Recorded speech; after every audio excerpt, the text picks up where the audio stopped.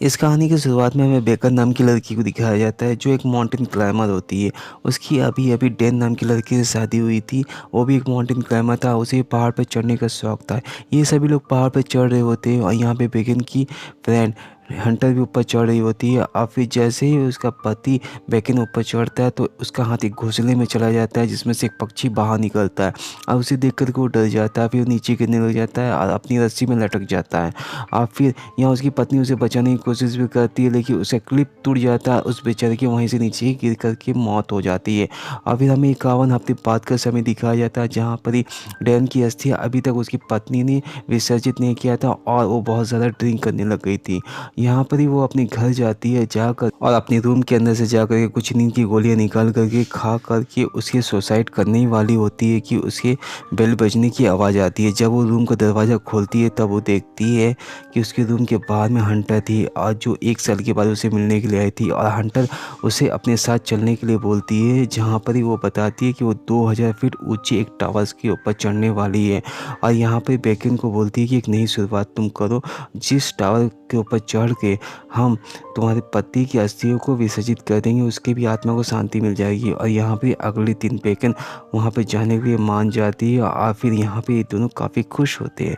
फिर ये दोनों अपने रास्ते में कई सारी फ़ोटोज़ लेते हैं और खींच करके उसे इंस्टाग्राम अकाउंट्स में डालते हैं, जहाँ पर ही वो उस टावर के पास जाते हैं और बेकन उस टावर को देखती है। उस टावर को देख करके उसकी सांस फूल जाती है, क्योंकि उसने आज तक इतनी ऊंचे टावर पे कभी भी नहीं चढ़ा था।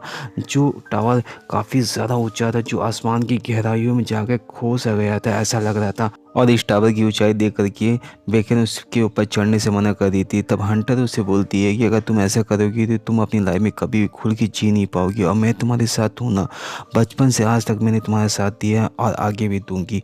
और उसे अपने साथ चलने के लिए बोलती है, जहाँ पर ही हंटर सबसे पहले चढ़ती है और बेकन उसके बाद में चढ़ती है। और यहाँ पर ही बेकन नोटिस करती है कि उस टावर की कंडीशन ठीक नहीं है, उसकी केबल भी काफ़ी ज़्यादा लूज हो चुका है और यहाँ पे उस टावर में जंग लग चुका है। जहाँ पे वो चढ़ती है तब उसके पैर से एक रॉड टूट के नीचे गिर जाती है। फिर भी वो नीडर होकर के ऊपर चढ़ती चली जा रही थी, क्योंकि उसे एक नई शुरुआत करनी थी। और उस टावर के ऊपर जब बीच वाले हिस्से में पहुँचती तब वो देखती कि बहुत तेज़ हवाएं चल रही थी और चढ़ पाना काफ़ी मुश्किल था। और जिस टावर की ऊंचाई करीबन एल्फी टावर जितनी ऊंची थी, और उस टावर के ऊपर चढ़ करके उसे काफ़ी ज़्यादा सुकून मिलता है। तभी हंटर बोलती है, यहाँ ही नहीं बल्कि हमें और भी ऊपर चढ़ना होगा। और हम उन दोनों और भी ऊपर चढ़ते चले जा रहे थे, लेकिन ऊपर वाले टावर की कंडीशन नीचे वाले टावर की कंडीशन से बहुत ही ज़्यादा ख़राब थी। जितनी भी सीढ़ियाँ थे उसकी नट भी धीरे धीरे गिरते चले जा रहे थे। और यहाँ पे हंटर सबसे आगे चढ़ रही थी, उसके पीछे बेकन भी चढ़ रही थी और दोनों की इसके बारे में जानकारी भी नहीं होती है। यहाँ पे हंटर सबसे ऊपर चढ़ जाती है और उसके बाद बेकन जब चढ़ती है तो उसके पैर से एक सीढ़ी का नट नीचे गिर जाता है और उसके बारे में उसको जानकारी भी नहीं होता। ये दोनों उस टावर के टॉप वाले हिस्से में चढ़ जाते हैं और उसके बाद बहुत ही ज़्यादा एक्साइटेड होते हैं, मानो बहुत बड़ी अचीवमेंट भी हासिल कर लिया हो।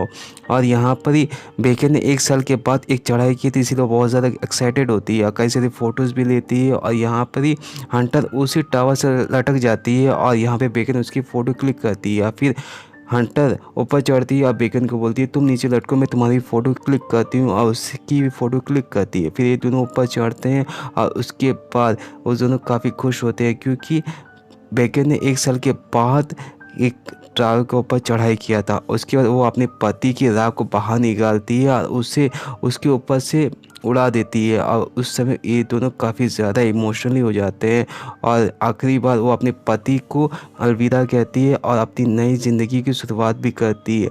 और यहाँ पर ही फिर वो दोनों जब उस टावर से नीचे उतर रहे होते हैं और बेकन जब सबसे पहले उतरती है, उसी समय जब वो सीढ़ी के ऊपर पैर रखती है तो उस सीढ़ी टूट जाती है और वो नीचे लटक जाती है। और फिर जैसे तैसे करके हंटर उसे ऊपर खींचती है और यहाँ पर ही फिर बेकन उस टावर के ऊपर चढ़ जाती है। लेकिन वो जब उस टावर से नीचे देखती है तो उससे पता चलता है कि उसका बैग नीचे वाले हिस्से में जाके अटक चुका है और अब उनके पास खाने पीने का कुछ भी सामान नहीं है।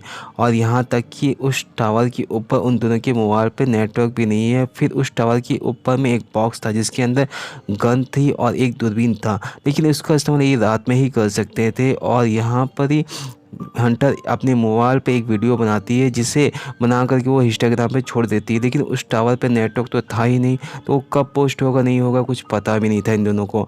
और फिर यहाँ पर वो दूरबीन से और यह हंटर अपनी दूरबीन से एक सामने वैन देखती है, लेकिन चिल्लाने का कोई भी फ़ायदा नहीं था, क्योंकि उस वैन तक इनकी आवाज़ जाएगी नहीं। यहाँ पर ही हंटर अपने मोबाइल से देखती है कि जो इंस्टाग्राम पे जो भी उसने पोस्ट डाला था उस पर काफ़ी सारा लाइक और कमेंट मिला था। इसके मतलब टावर के निचले हिस्से में तो नेटवर्क था, लेकिन टावर के ऊपर वाले हिस्से में नेटवर्क नहीं था। इसलिए हंटर एक रस्सी से अपनी मोबाइल को नीचे लटका देती है कि उसका जो भी मैसेज था वो सेंड हो जाए और उसको मदद मिल जाए, कोई आदमी आकर के उसकी मदद करे। लेकिन वो देखती है कि कुछ भी मैसेज सेंड नहीं होता। इसके बाद वो अपने जूते पे और एक मोबाइल डाल करके नीचे तल तक फेंकती है कि शायद उसका मोबाइल नीचे चल जाए तो उसका मैसेज सेंड हो जाए। लेकिन वो नोटिस करती है कि उसका मोबाइल नीचे जाकर टूट जाता है। फिर उसे सामने एक जाता हुआ एक आदमी दिखता है और उस आदमी को देख करके खूब जोर से चिल्लाते हैं, लेकिन वो आदमी अपने फ़ोन में बहुत ज़्यादा मगन होता है। यहाँ लेकिन वो आदमी की इन दोनों की आवाज़ नहीं लगती। या वापस जब जाने लगता है तब बेकन एक जूते को उठा के ऊपर से फेंकती है और फिर उस आदमी को उसकी भी आवाज़ नहीं लगती। तब दूसरे जूते को जैसे ही फेंकती है उसकी आवाज़ उसे लग जाती है और फिर वो टावर की तरफ बढ़ता है। लेकिन बेकन और उसकी दोस्तों की आवाज़ नीचे तक नहीं आ रही थी, बहुत ज़्यादा हाइट होने के कारण। फिर बेकन जैसे ही गन चलाने वाली होती है उसे हंटर रोक देती है, क्योंकि रात में ये सब दिख सकता था। यहाँ बेकन अपनी शादी की फ़ोटोग्राफ्स देख रही होती है, तभी वो नोटिस करती है कि हंटर उसकी पति को घूर रही है और उसके पति के नाम उसके पैरों पे भी लिखा हुआ था।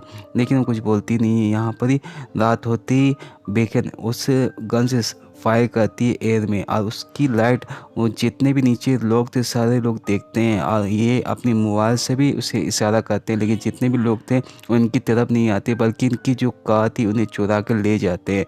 और ये सब देखने के बाद बेकन और हंटर काफ़ी दुखी होते हैं और वो समझ जाते हैं कि वो बहुत बड़ी मुसीबत में फंस गए हैं, जो बहुत बड़ी मुसीबत में फंस गए। यहाँ पर बेकन हंटर से पूछती है कि मेरे पति का नाम तुम्हारे पैर पे कैसे।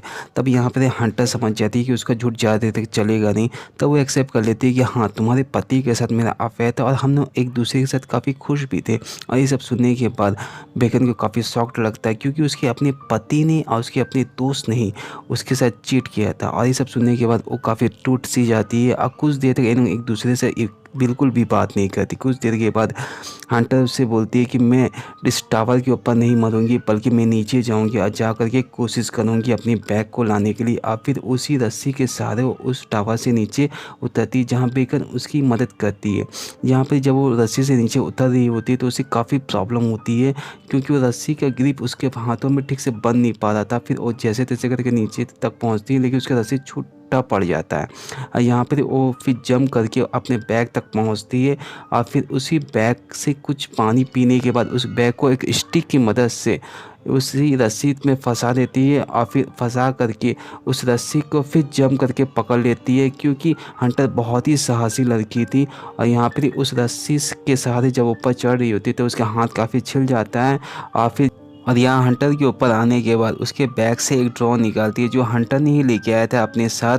यहाँ पर ही उस ड्रोन में हेल्प मी लिख करके उसे रेस्टोरेंट की तरफ भेजती है। लेकिन वो देखती है कि उस ड्रोन में ज़्यादा बैटरी नहीं था, इसके मतलब वो बीच में ही क्रैश हो जाता है। इसीलिए उस ड्रोन को वापस बुला लिया जाता है। और फिर उसको बुलाने के बाद उनके पास सबसे बड़ी समस्या ये आ जाती है कि उस ड्रोन में चार्ज कैसे किया जाए। यहाँ सब कोई उदास बैठी हुई होती है, जहाँ बेकन को रात के समय टावर के ऊपर वाले हिस्से पे नज़र जाती है, जहाँ पर एक लाइट जल रही थी, लाल बत्ती जल रहा था, मतलब उसमें बिजली थी। यहाँ पर ये लोग तय करते हैं कि सुबह होते ही उस टावर के ऊपर वाले हिस्से में चढ़ेंगे और उस टावर के ऊपर चढ़ करके उसके लाल बत्ती को हटा करके और अपने ड्रोन को चार्ज करेंगे। जहाँ बेकन उस टावर के ऊपर चढ़ना शुरू करती है और हवाएं भी बहुत तेज़ थी, जिसके कारण उसे चढ़ने में काफ़ी प्रॉब्लम होती है। और उस टावर के ऊपर चढ़ तो जाती है और अपने चार्ज को लगा तो देती है, लेकिन उस टावर के ऊपर ग्रिप बना पाना और उस टावर को पकड़ के रह पाना काफ़ी मुश्किल था, क्योंकि जितना देर तक चार्ज होगा उतना देर तक उसे उस टावर को पकड़ के रहना होगा।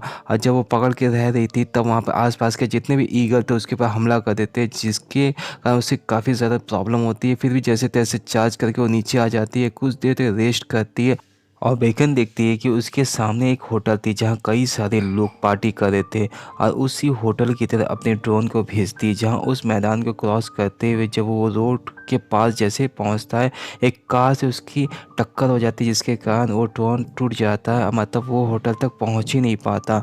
और जब बेकन अपनी दूरबीन से देखती है तो वो पाती है कि उसका ड्रोन टूट चुका है और उसका आखिरी उम्मीद भी टूट चुका है। फिर वो जैसे ही हंटर से बात करने के लिए उसकी तरफ फेस करती है तो देखती है कि हंटर कुछ जवाब ही नहीं दे रही थी, मतलब ये उसका भ्रम था।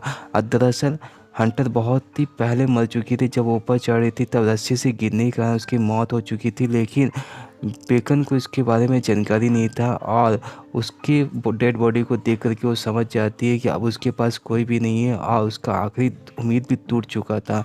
जहाँ पे वो फूट फूट के उसी टावर के ऊपर रोने लग जाती है, क्योंकि उसकी अपना दोस्त भी नहीं था और कोई भी नहीं था। फिर वो उसी दिन अपने एक वीडियो रिकॉर्ड करके उसी टावर के ऊपर सोई हुई रहती है, जहाँ पर जैसे ही उसकी सुबह नींद खुलती है तब वो देखती है कि एक ईगल उसके बॉडी से मांस को नोच के खा रहा था। तब वो उस ईगल के ऊपर हमला कर देती है और उस ईगल को जान से मार करके उसे खा लेती है, जहाँ उसके बाद उसके शरीर में कुछ ताकत आती है और फिर वो अपने हौसलों को बुलंद करके उसे टावर के नीचे उतरती है और एक रस्सी के सहारे जब वो नीचे लटकती है तब वो नीचे देखती है कि उसकी बेस्ट फ्रेंड हंटर की बॉडी नीचे थी और हंटर की बॉडी के पास पहुंचती है और अपने मोबाइल को निकालती है, अपने जूते के अंदर ढाल करके हंटर की बॉडी के अंदर घुसा देती है, जिससे उसका मोबाइल डैमेज ना हो, और उसे ऊपर से फेंक देती है और आखिरी बार हंटर से माफ़ी भी मांगती है। और फिर कुछ समय बाद का समय दिखाया जाता है जहाँ पर बेकन को बचा लिया गया था और बेकन के पास उसके पिताजी पहुँचते हैं और दोनों एक दूसरे को देख करके काफ़ी खुश होते हैं और इसी तरह इस कहानी का अंत होता है। उम्मीद करते हैं कि ये वीडियो आपको अच्छी लगी हो। प्लीज़ चैनल को सब्सक्राइब करें, वीडियो को ज़रूर लाइक करें। मिलते हैं अगले वीडियो।